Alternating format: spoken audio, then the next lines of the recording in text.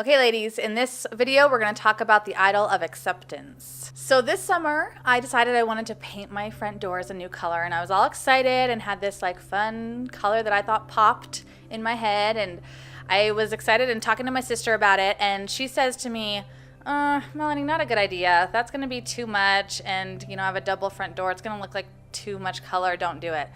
I was so bummed, and so I'm like, well, I'm going to get some more opinions. So then I text my mother and my sister-in-law and a few friends, and all of a sudden, all these people are texting me like, well, maybe, but what about this color? Or, ooh, I like that one. Or, I don't know if it's a good idea. All these opinions coming at me, and all of a sudden I was insecure about this color that I wanted to put on my door, and I realized, my goodness, in so many decisions in life, I am this way, and I think a lot of women are, where we fall into this idea of we just want people to accept us. We just want everything to be what everybody else would think is wonderful about our lives, and we want everyone to view us in this positive light. And it can be about silly things like doors, but then it can be about big issues in life too, where we allow others to kind of drive our decisions. And I was thinking about it, we are acceptance junkies in so many ways. You can think about it when we post selfies on social media, or when we buy certain clothes, or maybe we spend hours at the gym, or maybe we buy a certain car. In different ways we might be trying to seek out the acceptance of others based on how we're living our lives, things that we're doing, or even what we're saying. So this is a good topic for us to talk about and see how this influences our relationship with God and where it kind of turns into an idol. So let's look at the first point. The prophet Jeremiah was tempted to be a people pleaser too. Being a prophet in Jeremiah's time was a pretty hard job.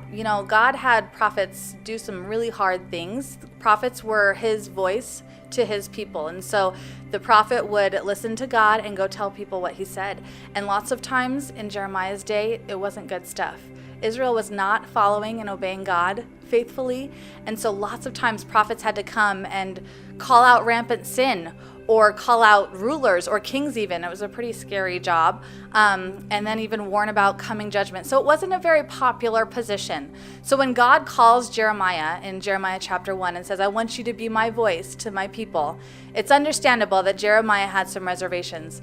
But let's look at what Jeremiah says. Look here at this verse in Jeremiah chapter 1, verse 6. O sovereign Lord, I can't speak for you. I'm too young. It's really interesting that Jeremiah says, I'm too young. He immediately is scared to become God's mouthpiece. And he has some good reasons. Prophets were sometimes hated people.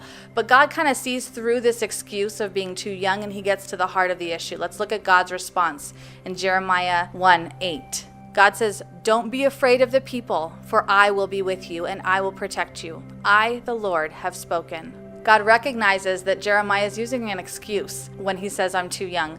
And God says, listen, you're scared of people, but you shouldn't be. I'm going to be with you. It doesn't matter what they say. It matters what I say. I'm with you. Jeremiah, do what I'm asking you to do. So Jeremiah had an understanding of what it was like to be afraid of what other people might think, just like we probably think that in our need for acceptance. And God responds to him in a really positive way. So let's think about our next point. Following others can lead us away from God. Desiring acceptance from other people is very natural.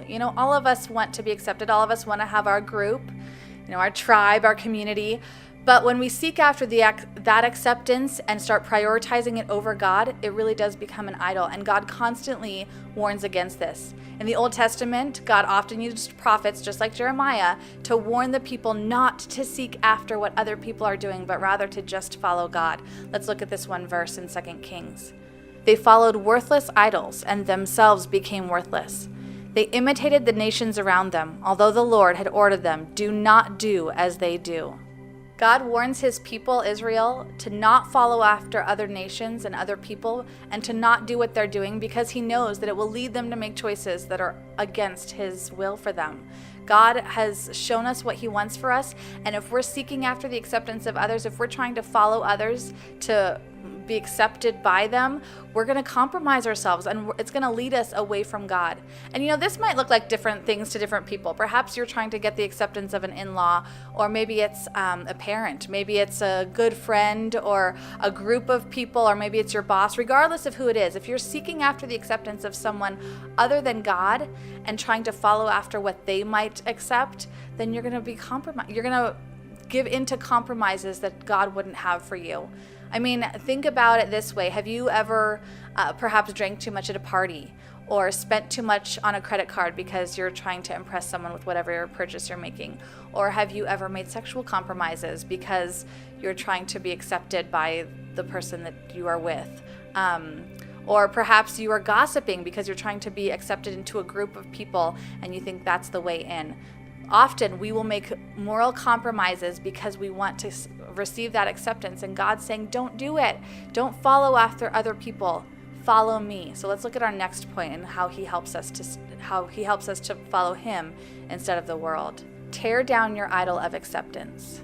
So if you've struggled with this idea of wanting to be accepted and allowing it to become an idol in your life by following others instead of what God would want, we need to recognize it as that. We need to recognize it's become an idol and that we're not following God, we're following others, and we need to tear it down.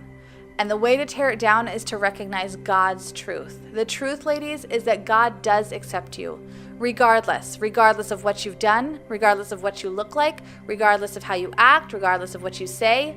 You don't have to live up to anything for him to accept you. If you've trusted in Jesus, you are accepted and loved by God. John 6:37, Jesus says, anyone who comes to me, I will never reject. Jesus loves you. Jesus loves me. He accepts us regardless. So we need to just recognize that and rest in that rather than seeking after the acceptance of others. Let's look at our last point for this. Cleanse yourself from the idol of acceptance. Okay, we talked about in the first video how we want you guys to work on this cleanse. And so every week as we talk about an idol, we're talking about a cleanse to help rid your life of that idol.